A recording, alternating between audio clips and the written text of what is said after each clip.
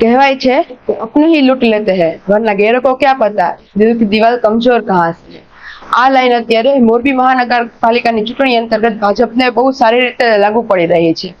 બધા પક્ષોએ ટિકિટની વહેંચણી તો કરી દીધી છે, ઉમેદવારોના નામ જાહેર કરી દીધા છે, પરંતુ ભાજપમાં જે અસંતોષની જ્વાળા દેખાઈ રહી છે એ બીજા કઈ પક્ષમાં અત્યારે દેખાઈ નથી રહી।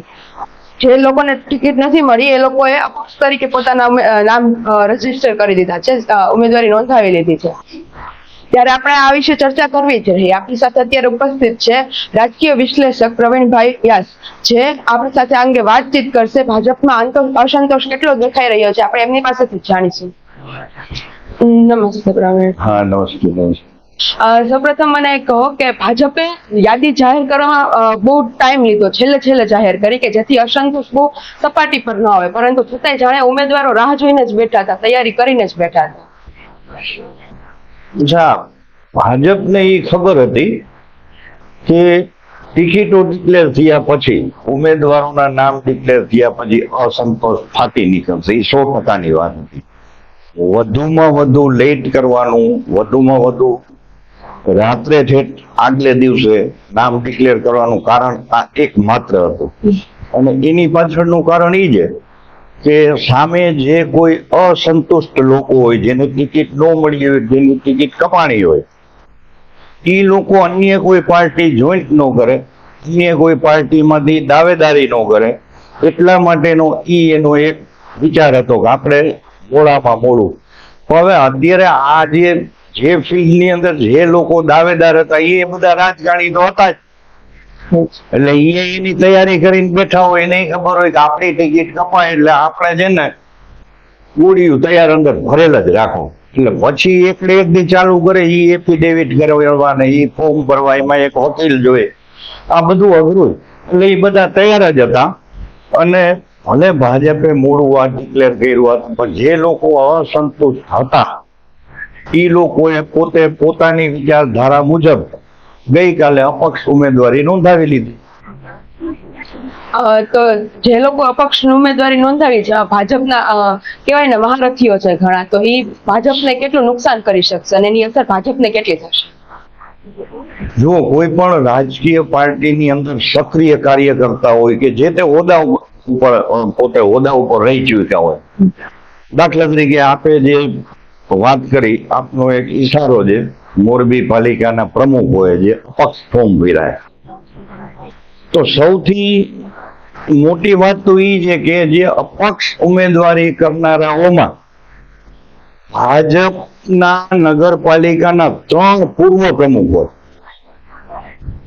અને એ 3માં સૌથી સિનિયર કહી શકીએ તો આપણે અનોપસિંહ જાડેજા। અનોપસિંહ જાડેજા એક વખતના 88-90 ના દાયકામાં પ્રમુખ હતા, અને તે પછી પણ સતત ચૂંટણી તો જીતતા જ આવ્યા છે। અને ગઈ વખતે ગઈ ઇલેક્શનમાં એને નહીં, એના ઘરના સીતાબાને ટિકિટ આપી હતી, એ જીતા હતા। એટલે અને એ દરમિયાનમાં એક વસ્તુ એની નોંધ કરવા જેવી એ છે કે જે ગઈકાલે એને પોતાના એક સ્ટેટમેન્ટમાં કીધું હતું કે મને દર વખતે પાર્ટી કોક ને કોક બાના હેઠળ મારી ટિકિટ કાપે છે। અગાઉ પણ 2 વખત આવું બની છે કે અનોપસિંહ જાડેજાની 2 વખત ભાજપે ટિકિટ કાપી, તો એ નખશીખ ભાજપી માણસ, બીજી કોઈ પાર્ટીમાંથી ગાતે ફોર્મ ભરે નહીં। એને 2 વખત અપક્ષ તરીકે ફોર્મ ભર્યું, 2 વખત વિજેતા થયા અને પાછા બીજેપીમાં જોઈન્ટ થઈ ગયા। આ અનોપસિંહ જાડેજા મોસ્ટ સિનિયર।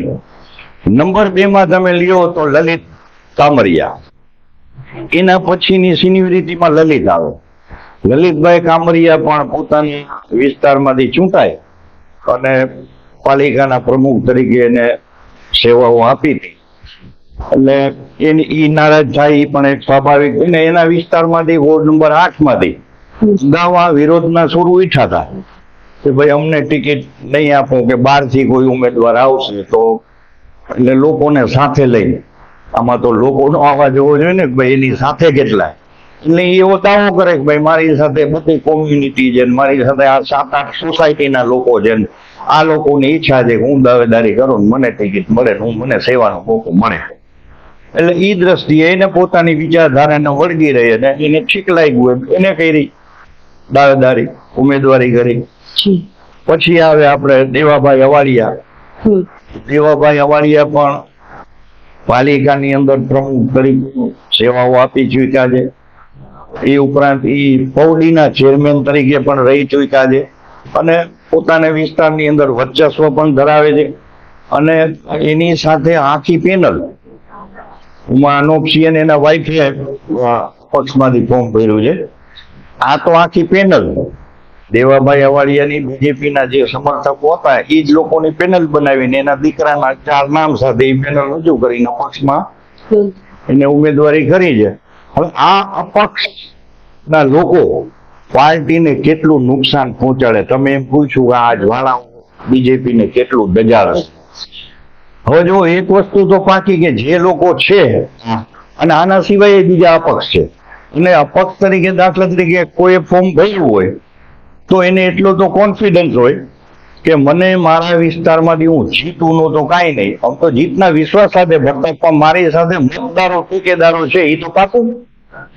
એટલે આમાં સમય આવીએ કેટલા લોકો અપક્ષની સાથે રહીએ છે, બીજેપીને કેટલું નુકસાન પહોંચાડે છે એ તો આવતો સમય બતાવે. પણ એક વસ્તુ ચોક્કસ, જે નુકસાન થવાનું એ થવાનું જ છે. તો એક ને એક બે જેવી વાત છે ભાઈ, આખી પેનલ એની તો એની પાસે મતદારો હોય તો જ એને આ ઉમેદવારી કરી હોય. એટલે કેટલું નુકસાન જશે એ તો આવતો સમય જ બતાવશે. હજી તો શું છે, 15 તારીખ આવશે, 15 તારીખે ફોર્મ પાછા ખેંચવાની તારીખ છે. હવે તે દિવસે કેટલા આમાં ભાજપ અત્યારથી ડેમેજ કંટ્રોલ હોય, જ્યાં જ્યાં અસંતોષ હોય ત્યાં એ ડેમેજ કંટ્રોલ ક્લિયર કરવા માટે મહેનત લાગી ગયો છે. અને ઘણા લોકો સમજાવટથી સમજી જાય, ઘણા નો પણ સમજે. એમ કાલ દેવાભાઈ સ્ટેટમેન્ટમાં એમ કહેતા હતા કે મને સમજાવી શકે એવું કોઈ છે નહીં. એટલે માનો કે એની જીદ ઉપર હોય કે એનો પોતાનો ઈગો હોય કે પોતાની મહત્વાકાંક્ષા હોય કે પોતાની જેને કે હક હોય, એ રીતે વાત કરતા હતા. એટલે એ ફોર્મ પાછા ખેંચાય, કેટલા ઉમેદવારો રહીએ, કેટલા અપક્ષ રહીએ, પછી ભાજપ સામે એ પ્રચારમાં કેટલા પૂરા પડે, કેટલો પ્રચાર કરી શકવા માટે સક્ષમ છે. અને તે પછી જયારે કાઉન્ટિંગ થાય ત્યારે સાચી ખબર પડે કે તમે કેટલું નુકસાન થયું. હાજી, મારે હજી એક પૂછવું છે કે જે આ જે તમે નામ બોલ્યા એ જ્યારે બળવો કરી લીધો છે, અપક્ષમાંથી ઉમેદવારી નોંધાવી ચૂક્યા છે, પરંતુ કેટલા એવા લોકો હશે કે જે અત્યારે કાંઈ બોલતા નથી, કદાચ રાહ જોઈ રહ્યા છે કોઈ ઘટનાની કે કાંઈ શું થાય છે આગળ રાહ જોઈ રહ્યા છે, અથવા એ અસંતોષ એનો એને ટૂંકમાં જાહેરમાં બતાવ્યો નથી. તો જે લોકોએ નવા ચહેરાને જેને તક મળી છે એ આવા ઉમેદવારો કે આવા કાર્યકર્તા હોય છે એના સુધી પહોંચીને એમનો વિશ્વાસ મેળવી શકશે ભાજપ તરફ. જુઓ, એક વસ્તુ સ્પષ્ટ છે બેન કે કોઈ ભાજપનો કાર્યકર વર્ષોથી ભાજપના કાર્યક્રમ કે સભાઓની અંદર પાછળના પાથરતો હોય કે ખુરશીઓ ગોઠવતો હોય, એટલે એ એક અપેક્ષાએ કામ કરતો હોય કે મને કોઈક ટિકિટ મળશે કે મને કોઈક હોદ્દો મળશે. હવે ખરેખર જયારે ખરેખરીનો સમય આવે ત્યારે એવા સનિષ્ઠ કર્મઠ કાર્યકર્તાઓ રહી જાય અને નવોંધિયા કોઈ આવી જાય તો સ્વાભાવિક રીતે આ એક હ્યુમન નેચર છે, માણસનો સ્વભાવ છે કે એને દુઃખ થાય કે ભાઈ આ મારી સાથે અન્યાય થયો.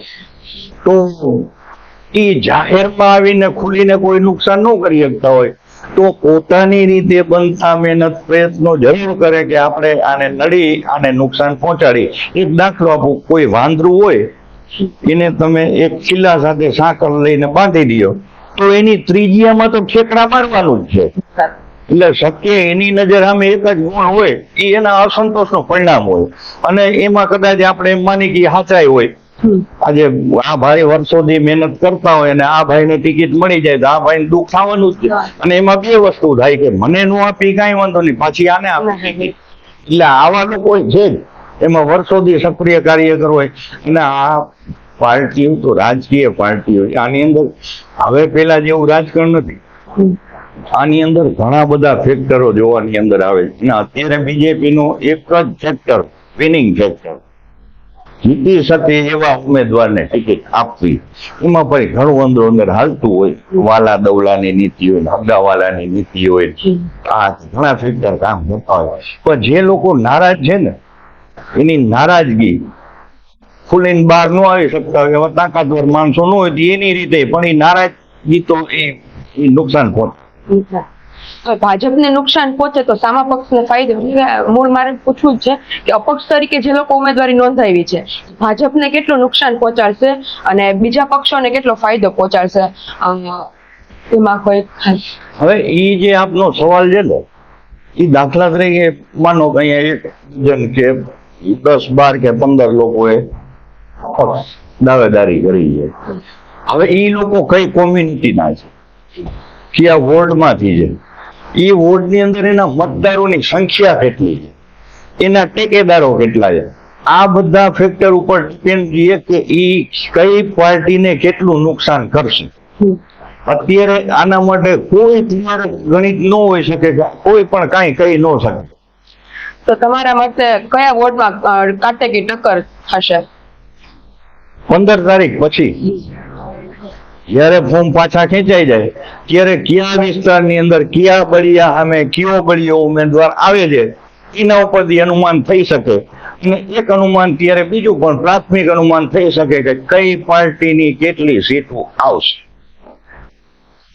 તો આપણે જોયું કે ભાજપનો જે અસંતોષ છે એ ક્યાંક જ ઉદયની જેમ ભાજપને કોરી ખાઈ રહ્યો છે. તો હવે આનું સ્પષ્ટ ચિત્ર શું છે એ પ્રવીણભાઈએ કહ્યું એમ 15 તારીખ પછી જ સ્પષ્ટ થશે. તો ત્યાં સુધી મોરબી ન્યૂઝ સાથે જોડાયેલા રહો. આ વિડીયોને લાઈક કરો, શેર કરો અને સબસ્ક્રાઇબ કરો.